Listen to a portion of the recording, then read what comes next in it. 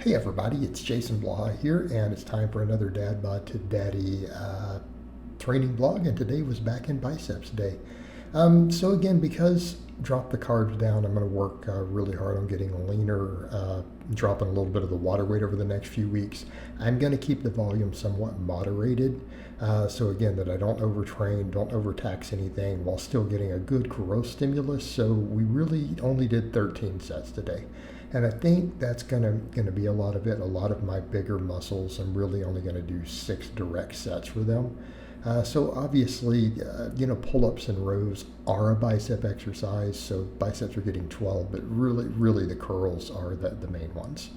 So I'll do 6 sets of curls, 6 sets of this. Keep in mind I do pullovers on the chest day, deadlifts on posterior chain day. So the lats do get extra sets. So we do need to be clear.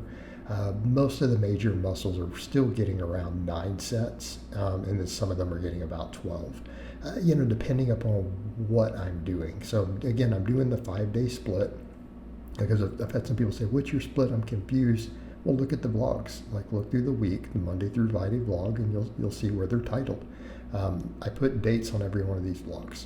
So we started off with pull-ups, weighted pull-ups. And I went a little heavier, and I only got 5 reps. So again, trying to work on the back work being actual back work, since I'm doing so few sets. And so I'm not worried about trying to do chins and all that stuff for the lats. Let's just pick good exercises. So I decided to do my old school barbell rows again. These were kind of my base builder for my back. And I've deviated from those, but I'm like, let's just work on some of them again. We're doing pull-ups. Let's do the normal barbell rows again, what a lot of people call the Pendlay row.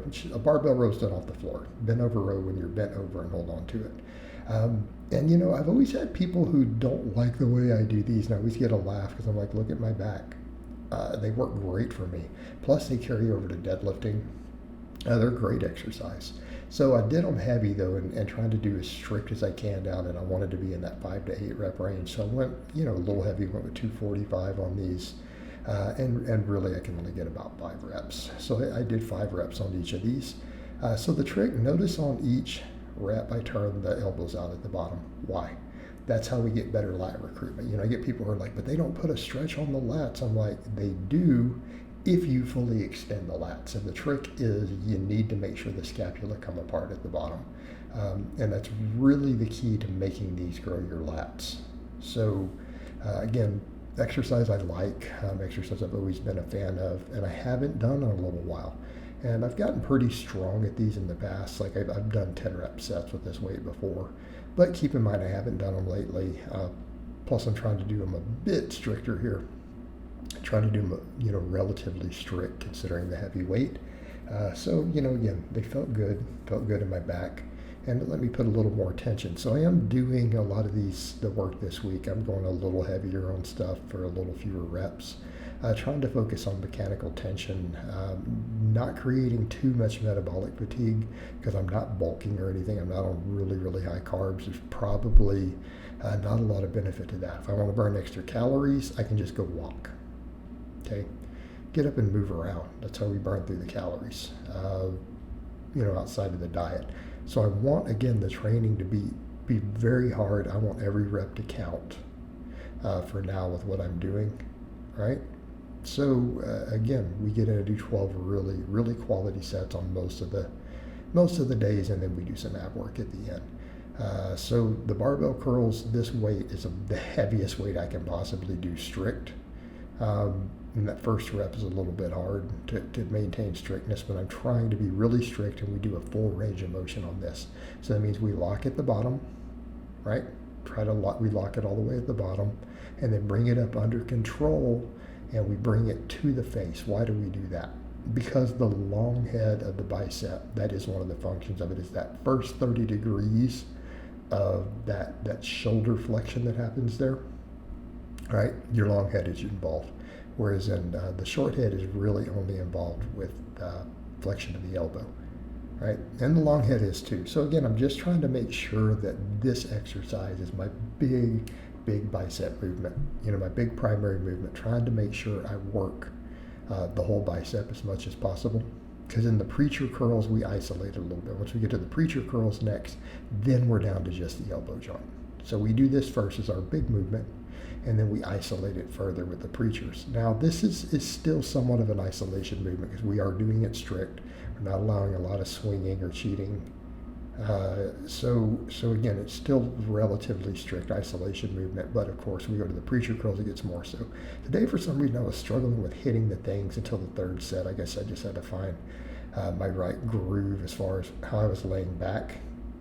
And then I realized a lot of times it's really about me putting my feet forward so that I can lock in a little bit tighter, right? Which is what I did on the last set. And I've got to remember to do that on these because again, these are difficult when you're using somewhat heavy weight for you. Trying to maintain that strictness and control can be a little bit of a balancing act. And I've had some people say, why don't you just dig the armpits in? Because then when I dig the armpits all the way in, then I struggle with the thing hitting the little things. But I'm happy with these, and especially the third set. And the third set, even though it felt stricter, I ended up picking up one more rep. So you guys saw there that I hit that, right? It's that plate hitting.